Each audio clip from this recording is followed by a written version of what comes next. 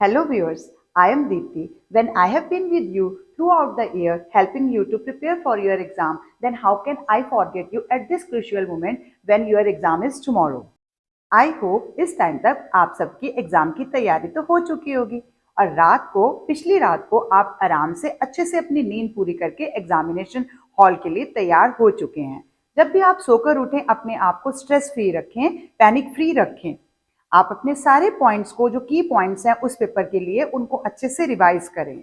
हल्का light healthy breakfast लें या अगर लंच भी लेके जाना है, मैंने तो यहाँ तक भी सुना है कि गोल चीज लेके कैरी नहीं करनी है, वो आगे आपकी मर्जी। अवॉइड ट्रैफिक हैसल्स और रास्ते में ट्रैफिक में ना फंसे, इसलिए थोड़ा जल्दी एग्जामिनेशन हॉल में पहुंचे। यहाँ तक कि 1 घंटा पहले आप 10:30 से 1 घंटा पहले पहुंचने की कोशिश करें। एक बार आप एग्जामिनेशन हॉल में चले गए तो ध्यान से सुनिए कि इन्विजिलेटर्स ने आपको क्या इंस्ट्रक्शंस दी हैं, उनको पूरी तरह से फॉलो कीजिए। अपनी हॉल टिकट को अपने सामने रखें और ध्यान से अपना यूनिक आईडी नंबर, जिसको यूनिक आइडेंटिफिकेशन नंबर कहते हैं, और इंडेक्स नंबर कहते हैं, इनको ध्यान से भरना है। सब्जेक्ट को ध्यान से मेन आंसर बुकलेट में भरना है। वहां आपको ऑलरेडी स्पेस दी गई है, उसी के अंदर आपने भरना है। और अगर आप कोई और कॉन्टिन्यूशन शीट लेते हैं, मैप लेते हैं, ग्राफ लेते हैं, उस पर भी आपको वही यूआईडी नंबर और इंडेक्स नंबर और अपने सब्जेक्ट का नंबर भरना रहता है। अगर आपको फर्स्ट पेज भरने में कहीं भी कोई डाउट है, आप इन्विजिलेटर से भरने से पहले पूछ लीजिए, भरने के बाद कोई फायदा नहीं है। पहले 15 मिनट्स आपको पेपर को रीड करने के लिए दिए जाते हैं, तो उसमें आप अपने बेस्ट सूटेड क्वेश्चन, जिसमें आप सबसे ज्यादा मार्क्स स्कोर कर सकते हैं, उन क्वेश्चंस को चूज करिए। टाइम मैनेजमेंट अच्छे ढंग से करिए, क्योंकि यही आपको अच्छे मार्क्स दिला सकता है। अपने 15 से 20 मिनट्स आप सेव करके रखिए सेक्शन ए और बी के अलावा। डिफिकल्ट क्वेश्चंस को अटेम्प्ट करने के लिए वो क्वेश्चन जो स्टार्टिंग में आपको मुश्किल लग रहे थे, आपने छोड़ दिए थे, उनको आप बाद में सॉल्व करना चाहते हैं। और तो और आप रिवीजन के लिए भी 15 मिनट स्पेयर रखिए, ताकि आप अच्छे से रिवीजन कर पाएं और अपनी गलतियों को खुद ही ठीक कर पाएं। इसके अलावा आप पेपर में ब्लैक या ब्लू कलर का बॉल पॉइंट पेन लेकर जाएंगे और उसी से अपना पहला पेज फिल करेंगे। आपके पास पेंसिल भी होनी चाहिए, और अगर ज्योग्राफी का पेपर है तो कलर्ड पेंसिल होनी चाहिए। अकॉर्डिंगली अगर मैथ का पेपर है तो ज्योमेट्री बॉक्स होना चाहिए। सारे स्टेशनरी आइटम्स आपके पास खुद होने चाहिए, आपको किसी से बोरो करने की जरूरत नहीं होनी चाहिए। इट मीन्स आपके पास स्पेयर पेन्स भी होने चाहिए।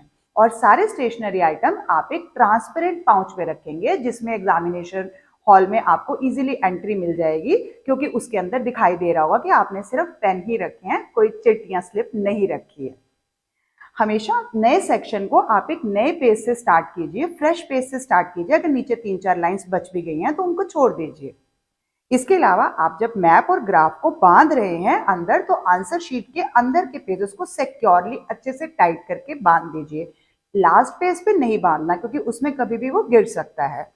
इसके अलावा आपको स्मार्ट वॉचेस अंदर अलाउड नहीं है, तो स्मार्ट वॉचेस आप नहीं पहन के जाएंगे।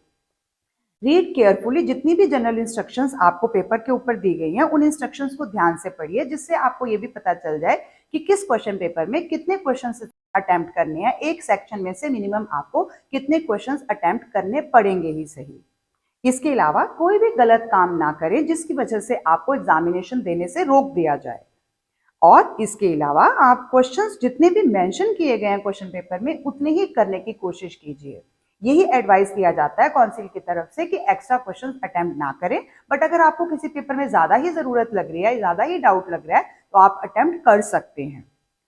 टॉप शीट के ऊपर मेन आंसर बुकलेट में वहां आपके सिग्नेचर के लिए जगह दी बनी होती है, उस जगह के ऊपर ही आपने अपने सिग्नेचर करने हैं। और सिग्नेचर हर पेपर में सेम रहने चाहिए, हर पेपर में उनको चेंज नहीं करना। जो सिग्नेचर आपने पहली बार कर दिए हैं वही सिग्नेचर आप ऑलरेडी कर चुके हैं, वही मेंटेन रखेंगे। So dear students, you are capable, आप काबिल हो। जितना आप जानते हो आप उससे ज्यादा पेपर में कर कर आओगे। मुझे पूरा विश्वास है आप अपने पेपर में पूरे अच्छे से कामयाब होगे, क्योंकि कोई भी चीज इम्पॉसिबल नहीं होती। इम्पॉसिबल वर्ड तो खुद ही कहता है ना कि आई एम पॉसिबल, यानी मैं कर सकता हूँ। सिर्फ अपने ऊपर विश्वास रखिए। पेपर देते टाइम ये सोचिए कि ये पेपर मैं अपने लिए नहीं दे रहा, सिर्फ ये पेपर मैं अपने टीचर्स के लिए, अपने क्लास फेलोज के लिए, अपने सिबलिंग्स के लिए, अपने पेरेंट्स के लिए, सबके लिए पेपर दे रहा हूँ। तो ये पेपर मेरे लिए बहुत अच्छा जाना जरूरी है, ताकि अगला पेपर भी अच्छा जाए। अगर पहला पेपर अच्छा जाएगा, आप मोटिवेटेड होंगे, आप अगले पेपर्स के लिए भी ध्यान से पढ़ेंगे। So best of luck from my side. मेरी प्रेयर्स, मेरी बेस्ट विशेस आपके साथ हैं। Thank you.